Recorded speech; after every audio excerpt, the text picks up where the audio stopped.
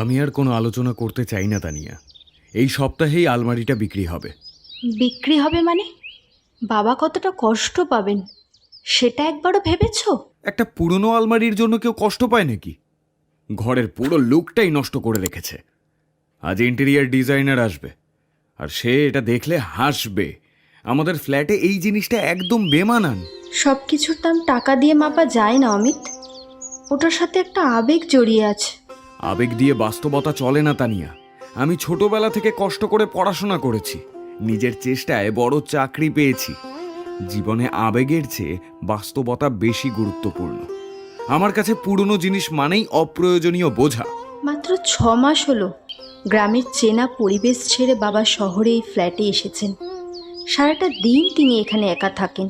আমরা কেউ ঠিক সময় দিতে পারি না। আমার মনে হয় তুমি ঠিক ডিসিশন নিচ্ছ না।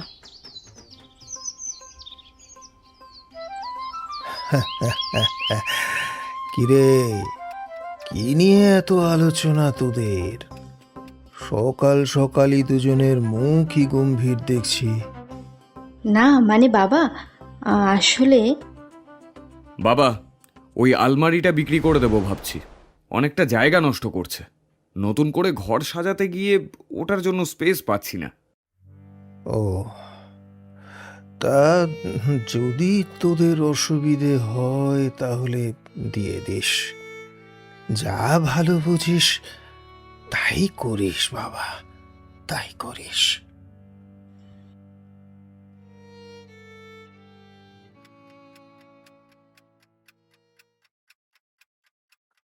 বাবা আমি তো পরিষ্কার করেছি, আপনি আবার কষ্ট করে করছেন কেন? অভ্যেস মা, অভ্যেস। তোমাদের মা মারা যাবার পর থেকে গ্রামের বাড়িতে শুধু কয়েকদিনের জন্য যাওয়া হয়, তাই আলমারিটা নিয়ে এসেছিলাম তোমাদের এই নতুন ফ্ল্যাটে। আগে তো প্রতিদিনই সকালে এই আলমারি মোছাটা আমার একটা কাজ ছিল। তাই তাই বৌমা, একে না মুছলে আমার দিনটা ঠিক জমে না। কতদিনের পুরনো বাবা এটা? হ্যাঁ, তা হবে বেশ কয়েক বছর। এই আলমারিটা কেনা হয়েছিল অমিত জন্মানোর আগে। ওর মা বলেছিল ছেলে হবে, তার জামা কাপড় খেলনা রাখার জন্য একটা ভালো আলমারি দরকার। তখন আমার স্কুলের মাইনে খুবই কম ছিল, তবু অনেক কষ্টে নিজের সব শখ আহ্লাদ ত্যাগ করে টাকাটা জোগাড় করেছিলাম।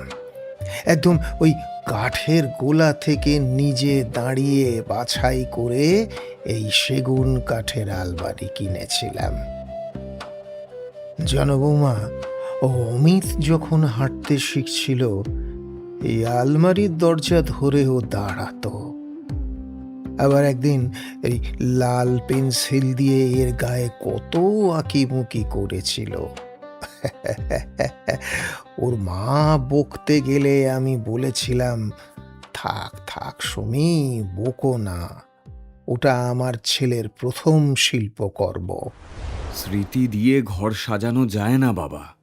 আমাদের স্পেস দরকার। কাল লোকগুলো এসে নিয়ে যাবে ওটা। ও আচ্ছা আচ্ছা আচ্ছা, ঠিক আছে, ঠিক আছে।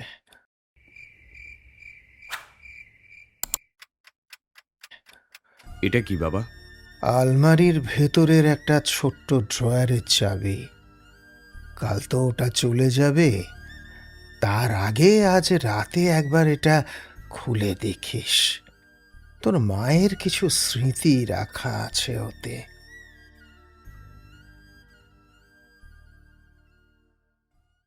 কি থাকতে পারে বলো তো আলমারিতে? কি আবার থাকবে? খালি কাঠ আর ন্যাপথলিনের গন্ধ। ইস, কি অবস্থা! তাও যদি কিছু দলিল টলিল থাকতো। উফ, আগে পুরোটা ভালো করে দেখোই না। এগুলো চাকার একটা অংশ ভাঙা। এটা নিশ্চয়ই তোমার ছোটবেলার, তাই না অমিত? তোমার মা নিশ্চয়ই নিজের হাতে এটা বুনেছিলেন। কিন্তু এই গাড়িটা? ছোটবেলায় এই গাড়িটা নিয়ে আমি সারাদিন খেলতাম। একবার রাগ করে দেয়ালে ছুঁড়ে মেরেছিলাম বলে ভেঙে গিয়েছিল। এত তুচ্ছ একটা জিনিসও বাবা এত বছর ধরে যত্ন করে রেখে দিয়েছেন। আজ খোকা প্রথমবার আমাকে দেখে হাসলো। এত ছোট একটা মানুষ কিভাবে এত আনন্দ দিতে পারে বুঝতে পারছি না। আজও প্রথম হাঁটলো, 3 পা গিয়ে পড়ে গেল, তারপর আবার উঠে দাঁড়ালো। মনে হলো জীবনেও ও এমনই করবে। এ কি, এ তো প্রতিটা পাতায় আমার জীবনের সব ছোট ছোট মুহূর্ত লেখা। স্কুলের প্রথম দিন, হাত কেটে যাওয়ার দিন, সব। এই তো এটা এটা দেখো, আজ খোকা হোস্টেলে চলে গেল। ও খুব খুশি, আমিও খুশি, কিন্তু ঘরে ফিরে ওর খালি খাটটা দেখে সুমিতা অনেকক্ষণ কাঁদলো। আমি কিছুই বলিনি, আমারও বড্ড কষ্ট হচ্ছিল। খোকা এখন খুব ব্যস্ত, ফোন করার সময় পায় না। আমি জানি ওর কাজ আছে, তবু প্রতিদিন ফোনটা হাতে নিয়ে বসে থাকি।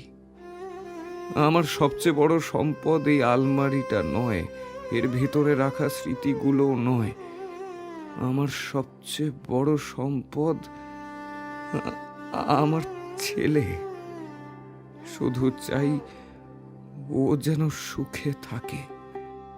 যদি কোনোদিন আমি না থাকি আর ওই ডায়েরিটা যদি কখনো পড়ে, তাহলেও যেন জানে আমি ওকে নিয়ে সব সময় গর্ব করেছি, সব সময়।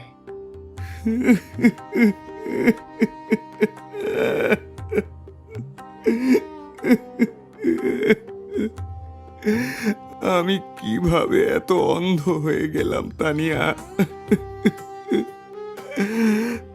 আমি শুধু একটা কাঠের বাক্স দেখলাম। বাবার এত বছরের নিঃস্বার্থ ভালোবাসা, এই এই ত্যাগের দিনগুলো আমি দেখতেই পেলাম না। যে মানুষটা কখনো নিজের কষ্টের কথা বলেনি, আমি তার স্মৃতিটাকে তাড়িয়ে দিচ্ছিলাম।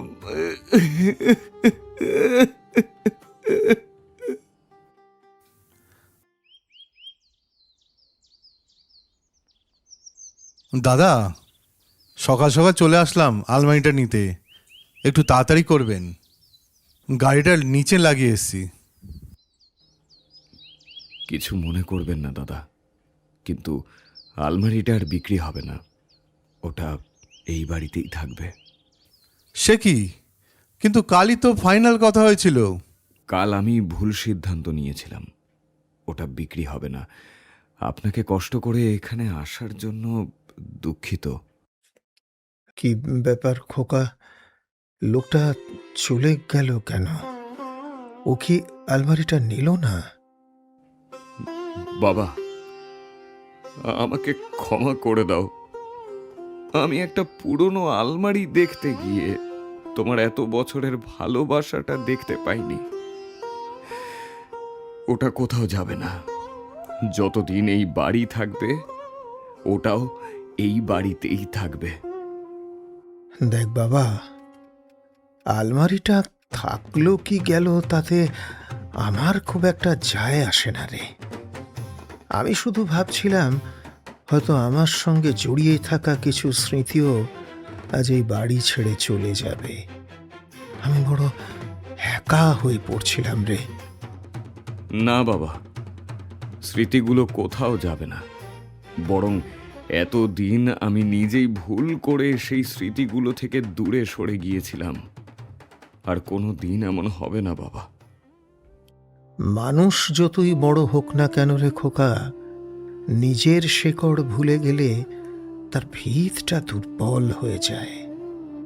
তুই আজ তোর শেকড়টা বুঝতে পেরেছিস, এটাই আমার কাছে বড় আনন্দ রে, এটাই আমার কাছে সব থেকে বড় আনন্দ।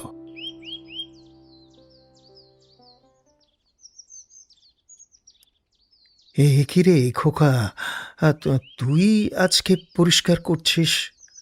হ্যাঁ বাবা, আজ থেকে এ কাজ আমার। কি গো, চাটা খেয়ে নাও। বাবা, আপনিও আসুন। হ্যাঁ খোকা, হ্যাঁ, বৌমা ঠিকই বলেছে, ওসব পরে হবে। আয় আয় বাবা, একসাথে বসে চা খাই।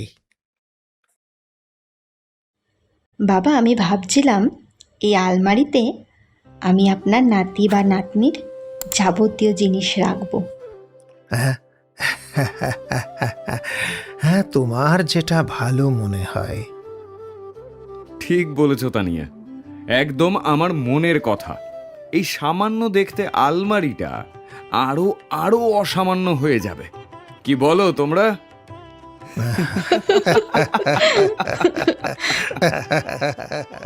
ঝকঝকে আধুনিক ফ্ল্যাটের ভেতর সেই পুরনো সেগুন কাঠের আলমারিটা আগের মতোই দাঁড়িয়ে রইল। কিন্তু এবার আর কাউকে বেমানান লাগলো না, কারণ সবাই বুঝে গেছে আধুনিক হওয়া মানে অতীতকে মুছে ফেলা নয়, বরং সেই অতীতের হাত ধরেই শিকড়কে শক্ত রেখে সামনে এগিয়ে যাওয়া। আর বাবা মায়ের ভালোবাসা, স্মৃতি আর ত্যাগের চেয়ে মূল্যবান সম্পদ এই পৃথিবীতে সত্যি আর কিছু নেই।